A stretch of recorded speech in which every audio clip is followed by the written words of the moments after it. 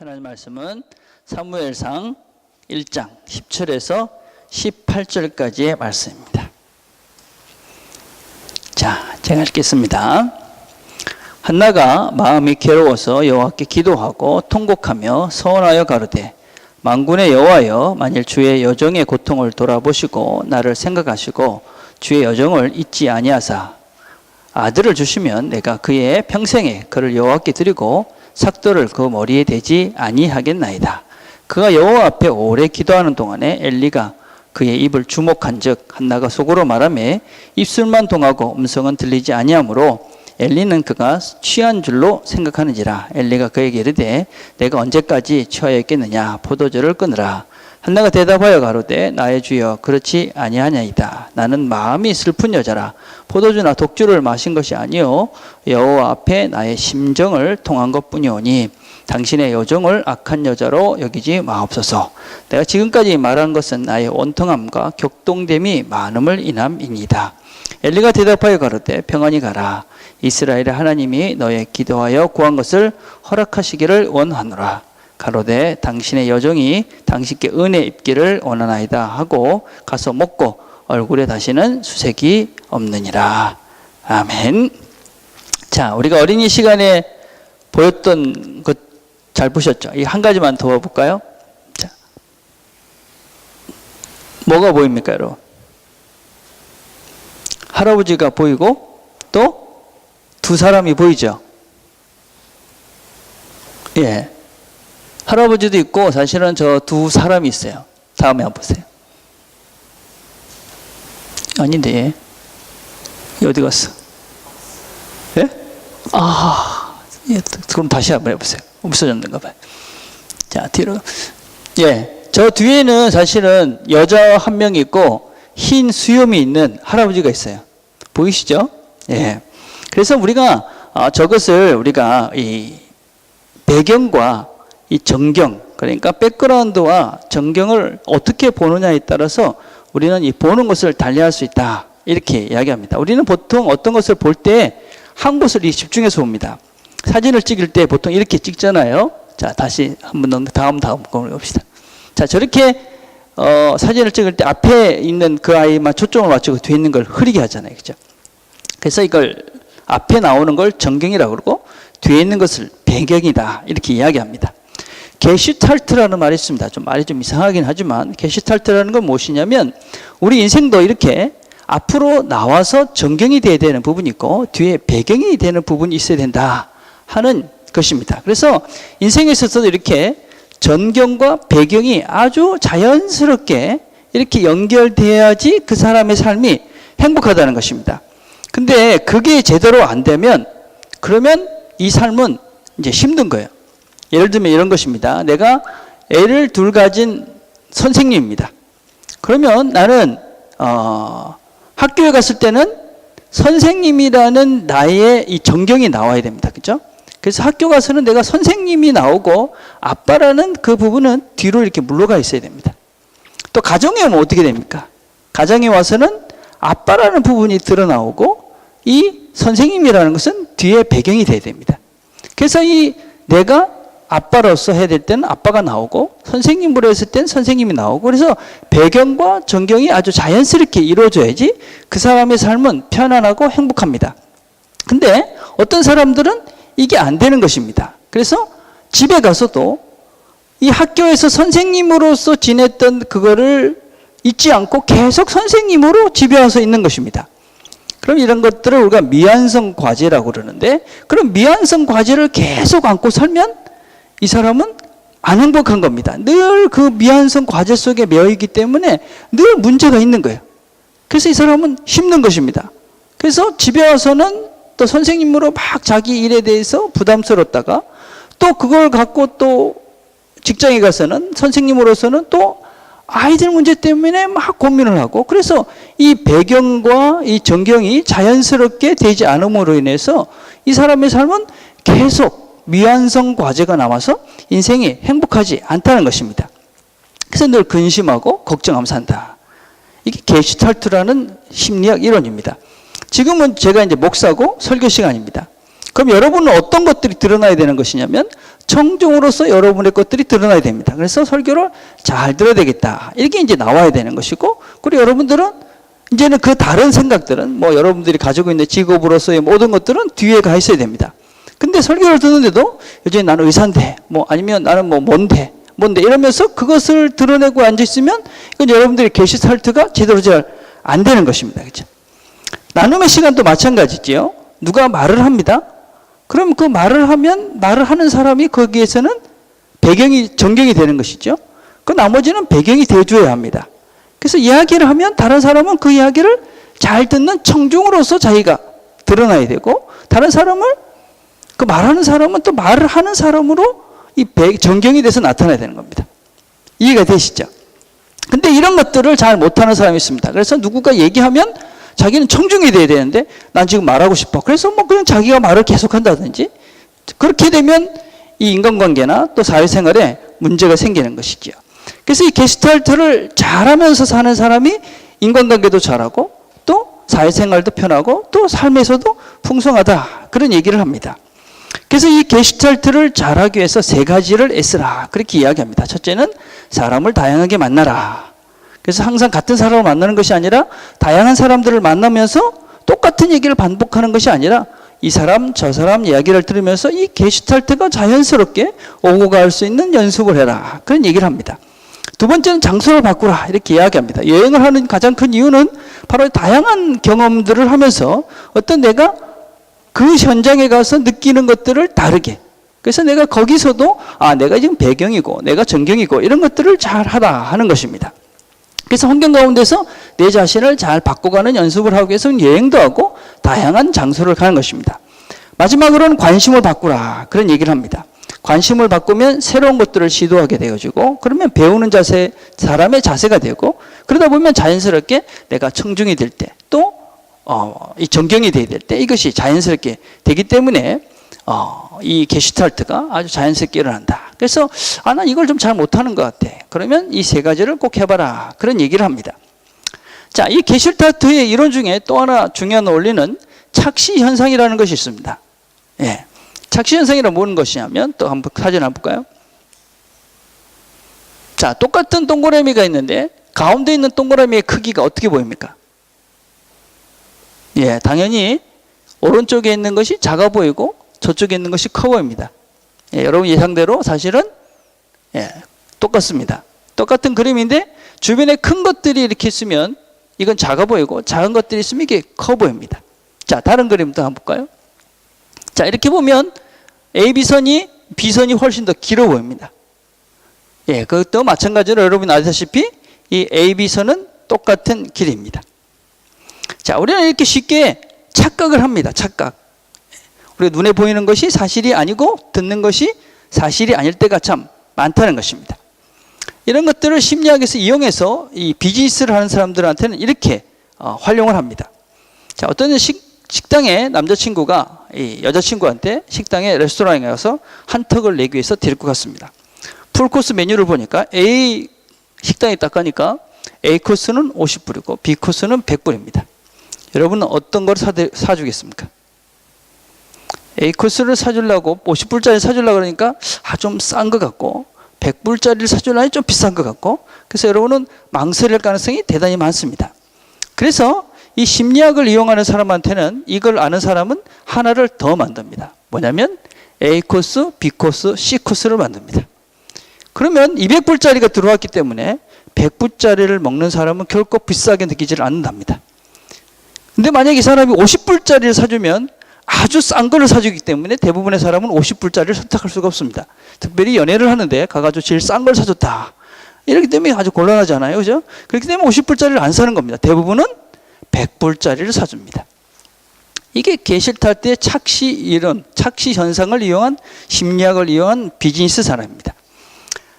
자, 그래서 여러분들이 사는 것들이 참 이렇게 우리도 모르는 사이에, 사실은 우리 주변이 어떻게 되느냐에 따라서 우리도 모르는 사이에 절대적인 영향을 받습니다.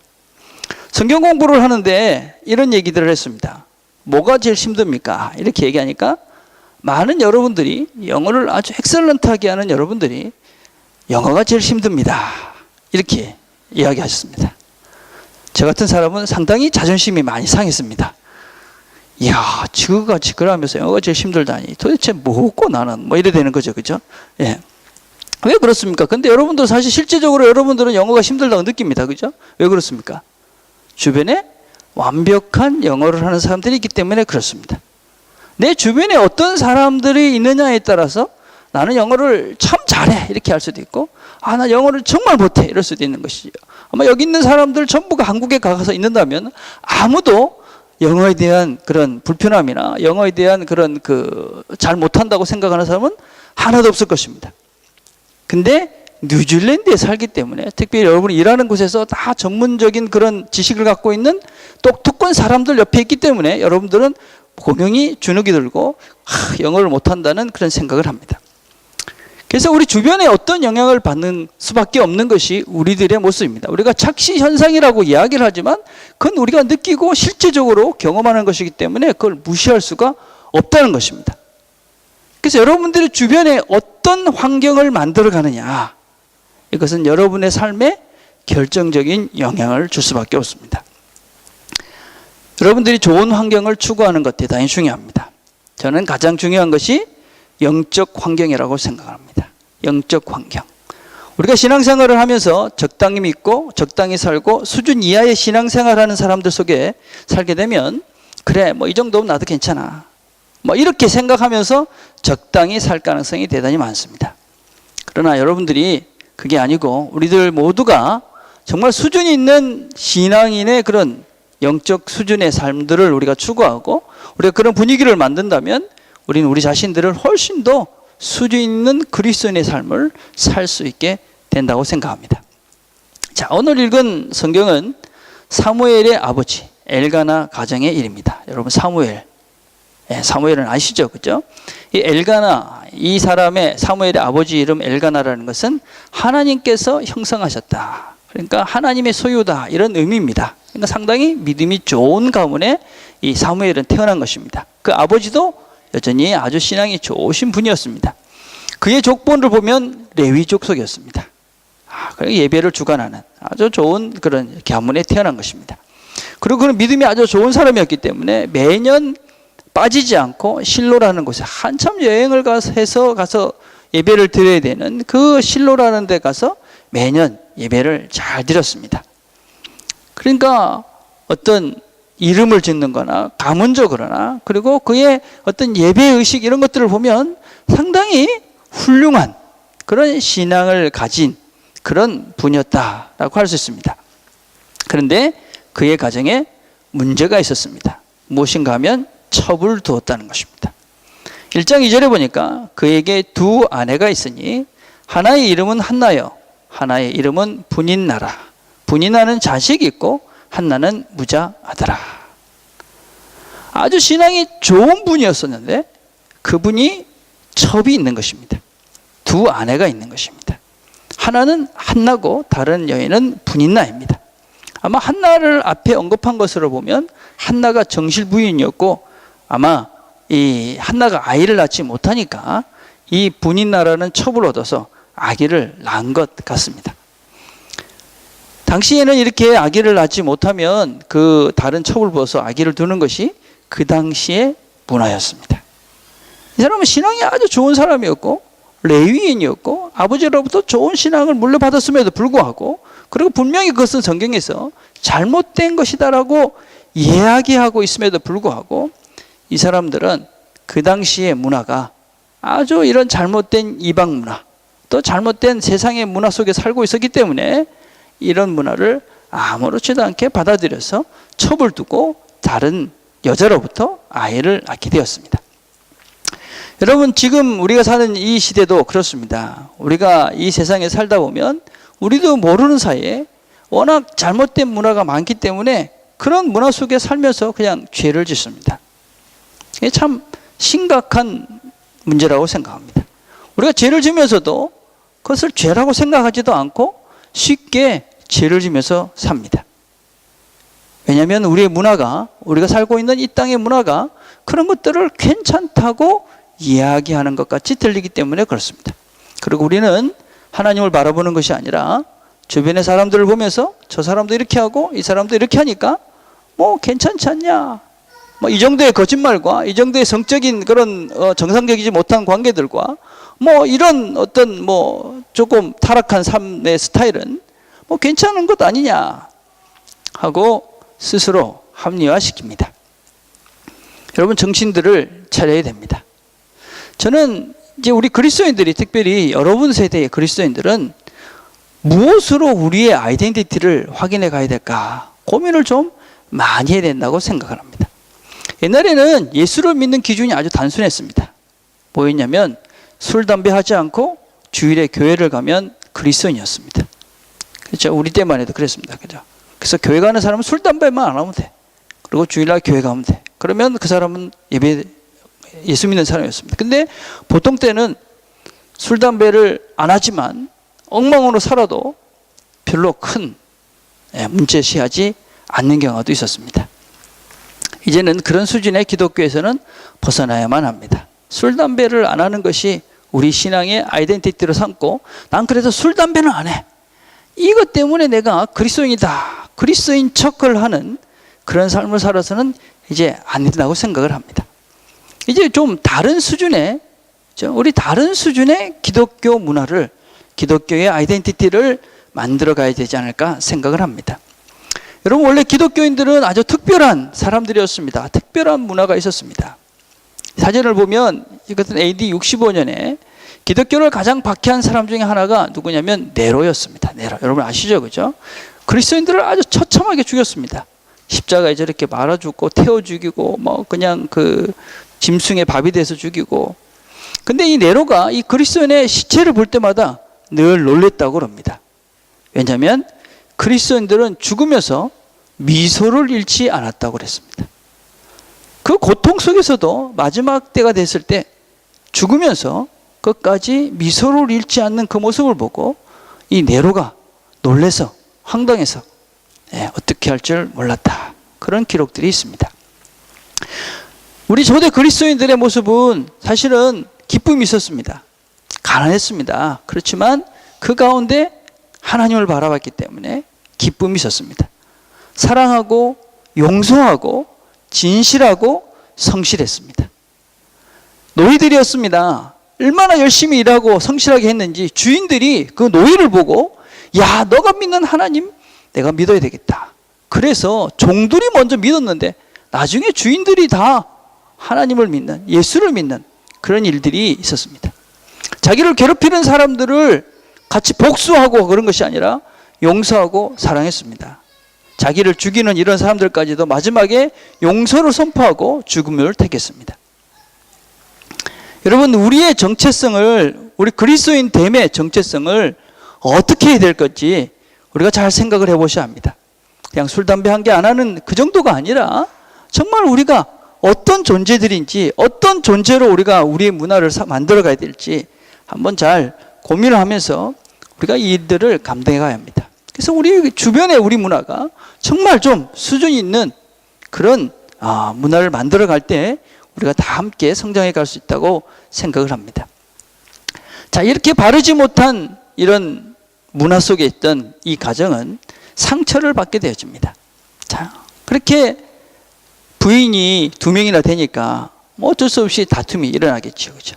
1장 4절과 5절에 보니까 엘가나가 제사를 드린 날에는 제물의 분깃을 그 안에 분이 나와 그 모든 자녀에게 주고 한나에게는 갑절을 주니 이는 그를 사랑합니다.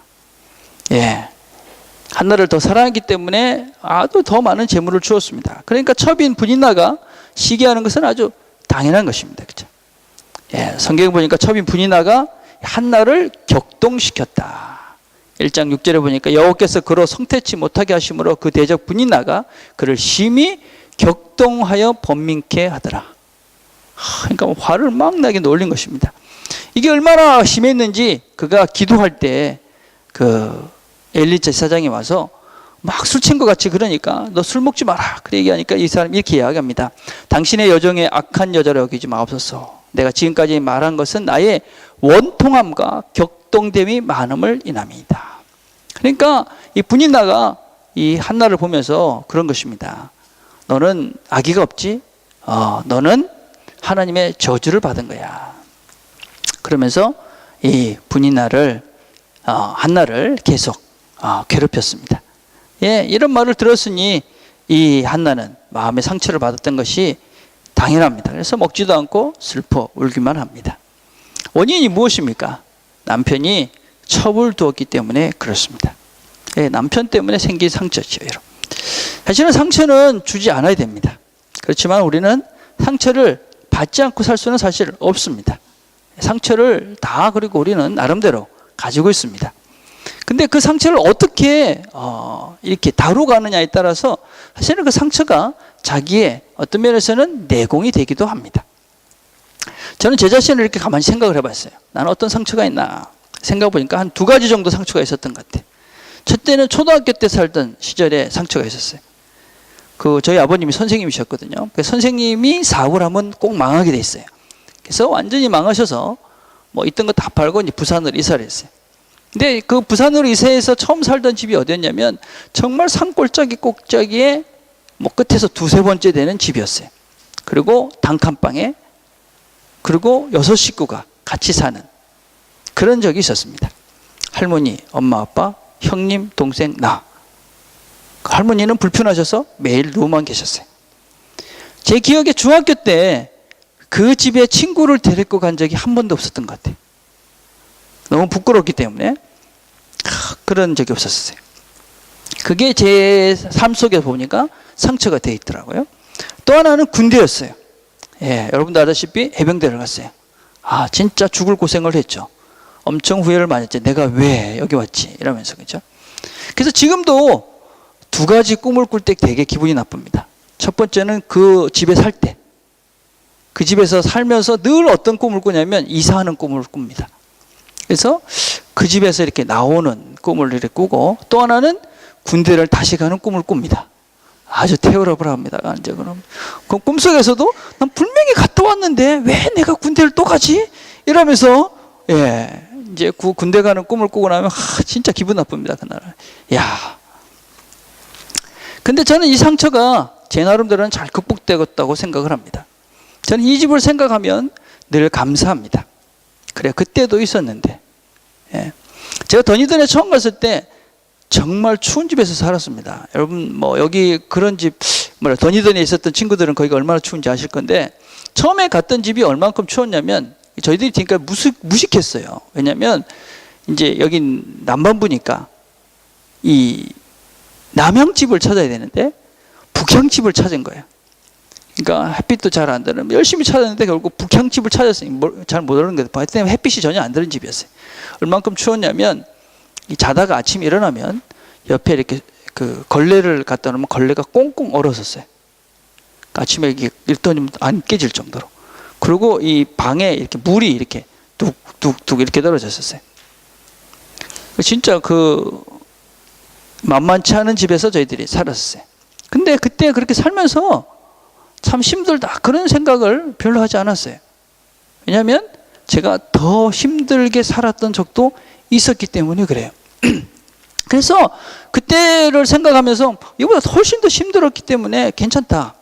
그런 마음으로 사실은 그 힘든 기간들 이런 것들을 극복해 갔던 것 같아요. 또 군대 생각을 하면 저는 그 군대 생각하면 항상 어떤 생각이냐면 나는 뭐든지 할 수 있다 이런 생각을 합니다. 내가 그때 6개월 정도 먹지도 않고 자지도 않고 그렇게 견뎠는데 지금도 난 할 수 있어. 물론 착각입니다.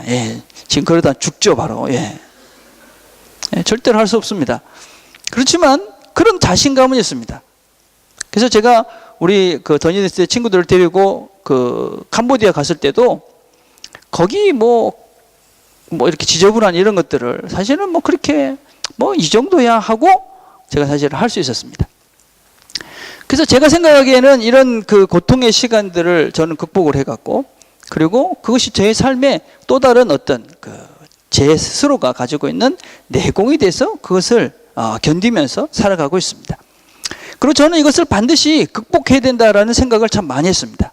왜냐하면 이 상처도 유전이 되기 때문에 그렇습니다. 이건 심각하게 들으셔야 됩니다. 후성 유전학이라는 것이 있습니다. 에피제네틱스라는 학문이 있습니다.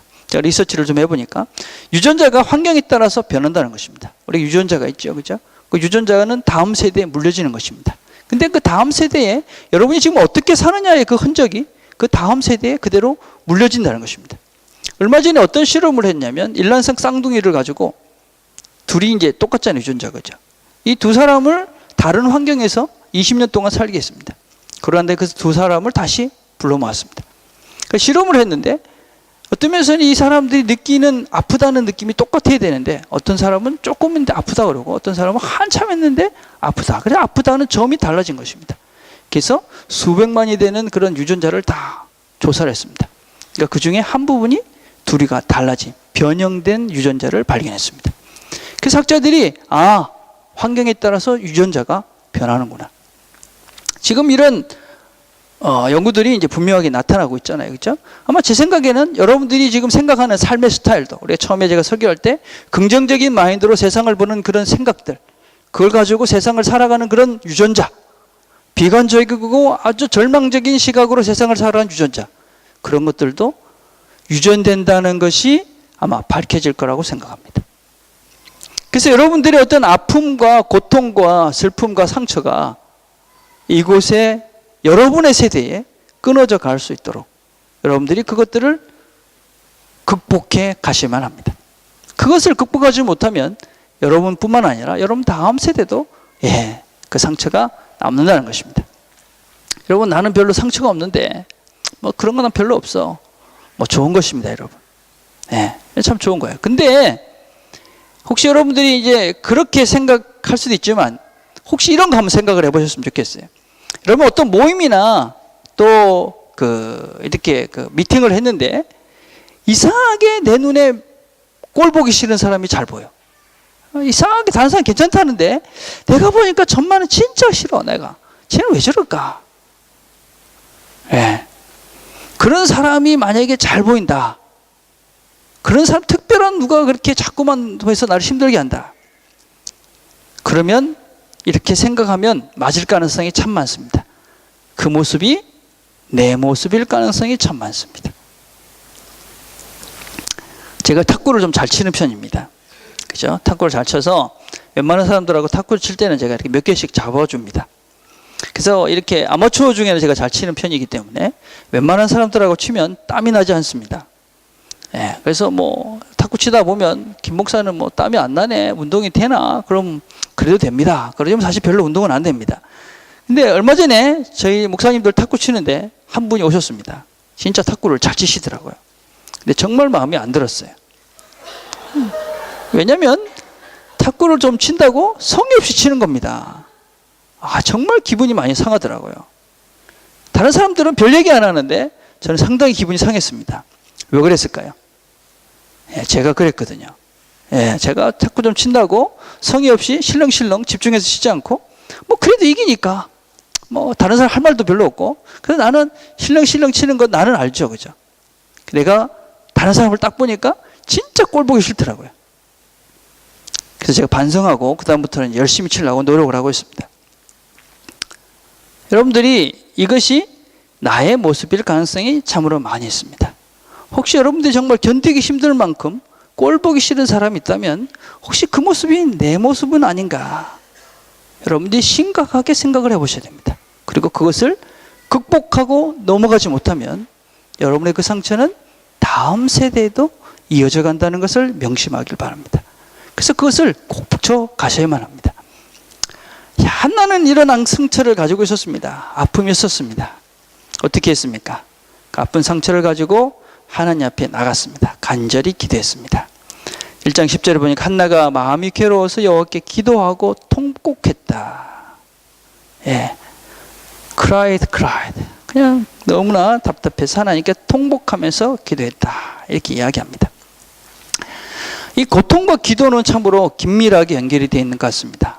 우리는 보통 문제가 없으면 기도를 하지 않습니다. 근데 문제가 생기면 기도를 합니다. 그렇죠? 참 기도하기 위해서 문제가 생겨라 그럴 수도 없고 이게 참 답답합니다. 그죠? 제가 한 번씩 이런 생각을 합니다. 이렇게 보면 저는 좀 기도 좀 해야 될 것 같은데 좀 정신을 좀 차려야 될 건데 그럼 마음이 아픕니다. 그럼 제가 기도합니다. 하나님 집사님 이런데 기도해야 되는데 기도를 안 하네요. 딱 하고 싶은 기도가 그 다음 기도가 있는데 참습니다. 하나님 저 집사한테 저 사람들한테 지금 고난이 필요한데 고난을 주십시오. 기도하고 싶은데 참습니다. 예. 제가 이런 기도를 드리지 않도록 정신 차리고 기도하시길 바랍니다. 예. 무슨 말인지 아시겠습니까? 지금 기도해야 되는데 지금 정신을 차리고 자기를 돌아보고 지금 뭔가 하나님께 나가야 되는데 안 하고 있는 것입니다. 어떻게 될까요? 시간이 지나면 지날수록 더 심각한 문제가 생기는 것이지. 여러분, 이 문제라는 것도 다 정도의 차이가 있는 것 같습니다. 제가 보기엔 분명히 문제인데 문제가 아니라고 생각하는 사람들도 종종 있습니다. 예. 자동차에 저 같은 경우는 기름이 4분의 1 정도가 생기면 기름을 넣어야 되겠다 이렇게 생각하고 예, 걱정을 합니다. 그래서 4분의 1 좀 남으면 뭐 가까운 주유소가 있으면 기름을 넣습니다. 근데 어떤 사람은 불이 들어와도 괜찮다 이러고 사는 사람도 있습니다. 물론 이건 큰 문제는 아닐 수 있습니다. 그죠? 그렇지만 한 번씩 그죠? 그런 사람은 꼭 삶에서 낭패를 볼 때가 있죠. 그죠? 네. 영적인 것들도 마찬가지입니다. 영적인 것들도. 예, 영적인 상태의 고갈의 문제인 것입니다. 스타일의 문제가 아니고 여러분들이 신앙적으로 그죠? 내 상태가 지금 어떤 상태인지 제대로 알지 못하면 그죠? 어떤 사람은 그냥 진짜 불이 들어왔는데 지금 불이 들어와서 깜빡깜빡한데 지금 조금만 더 가면 이 차가 멈춰서는 것인데 다시 얘기하자면 여러분의 삶이 더 이상 갈 수 없이 완전히 하나님 없이 이제 완전 무너져 내리는 순간인데 정신을 차리지 못하고 그냥 빨간불이 켜져 있는 상태로 그냥 달리고 있는 것입니다. 어떻게 되겠습니까? 여러분의 영적 상태를 심각하게 진단해 보시고 내가 지금 불이 들어와 있지는 않은지를 잘 돌아보시면 합니다. 요새 저는 어떤 생각을 좀 많이 하면 새벽 기도를 해야 되겠구나 그런 생각 참 많이 합니다. 제가 요새 몇 분한테 물어봤는데 그죠? 우리 새벽 기도를 해야 될 것 같다. 그죠? 혼자 여러분 해라 그러니까 잘 못하니까 그죠? 예, 그래 일주일 하루라도 이제 새벽 기도를 해야 되겠구나 그런 생각을 합니다. 여러분들이 가지고 있는 아픔들, 상처들 이걸 가지고 기도하셔야 됩니다. 간절히 기도해야 됩니다. 여러분 다른 데서 문제가 해결될 거라고 착각하지 말길 바랍니다. 그것이 해결되지 않습니다. 그렇게 기도하니까 하나님께서 답을 주셨습니다. 예, 한나가 기도를 하면서 이런 기도를 합니다. 만군의 여호와여 만일 주의 여종의 고통을 돌아보시고 나를 생각하시고 주의 여종을 잊지 아니하사 아들을 주시면 내가 그의 평생에 그를 여호와께 드리고 삭도를 그 머리에 대지 아니하겠나이다. 그러니까 기도하면서 한나한테 드는 마음은 하나님의 아들을 주시면 이 아들을 하나님께 드리겠습니다. 그런 기도를 드린 것이죠. 그렇죠? 여러분 하나님께서 한나에게 자녀를 주지 않았다. 왜 그랬을까? 예. 하나님은 이스라엘을 새롭게 하려는 역사적인 그런 계획을 가지고 계셨습니다. 그래서 이제 더 이상 사사시대가 끝나고 이제 다음 세대를 이어갈 사람들이 필요했습니다. 그때 하나님께 자기를 온전히 드릴 그 사람이 하나님께 필요했습니다. 한나는 자기의 문제를 가지고 하나님께 나갔고 그리고 그 하나님의 마음에 흡족한 하나님의 계획 가운데 쓰임을 받을 그런 기도를 그가 드렸습니다. 그 하나님의 마음을 알게 됐던 것이죠. 기도하면서. 그래서 하나님, 제 아들을 하나님께 드리겠습니다. 그리고 한나는 기도에 응답을 받게 되어집니다. 여러분 기도를 하기 위해서 하나님께 나아가십시오. 그리고 하나님께 여러분의 문제를 내려놓으십시오. 그리고 그 하나님께서 그 문제를 왜 주셨는가 그렇게 심각하게 기도하시고 내가 무엇을 해야 될까 그렇게 기도하시길 바랍니다. 예. 여러분 그냥 내 문제만 하나님 빨리 해결해 주십시오 그게 아니라 이렇게 기도해야 됩니다. 하나님 뭘 할까요? 왜 이런 일이 있습니까? 무엇을 내가 헌신할까요? 무엇을 내가 포기해야 합니까? 이렇게 기도하셔야 됩니다. 하나님 이 문제를 빨리 해결해 주고 이걸 주시고 저걸 주시고 이게 아니라 하나님 제가 이런 문제가 있는데 이 문제가 왜 생겼습니까? 하나님께서 원하시는 것은 무엇입니까? 내가 무엇을 헌신해야 됩니까? 무엇을 포기해야 됩니까? 그렇게 기도하셔야 됩니다. 하나님께서 그러면 답을 주실 것입니다. 자, 그렇게 기도하고 나니까 한나가 어떻게 되었다 말하느냐. 18절에 보니까 얼굴에 다시는 수색이 없으니라. 그러니까 얼굴에 더 이상 슬픈 모습이 없었다 하는 것입니다. 예. 하나님께서 이 슬픔을 감당해 주셨고, 예. 그리고 그는 기쁨 가운데 돌아갈 수 있었습니다. 왜 기쁨 가운데 갈 수 있었을까요? 시편 56편 9절에 이런 말씀이 있습니다. 내가 아뢰는 날에 내 원수가 물러가리니 하나님이 나를 도우심인 줄 아나이다. 내가 하나님께 기도하면 원수가 물러간다는 것입니다. 예.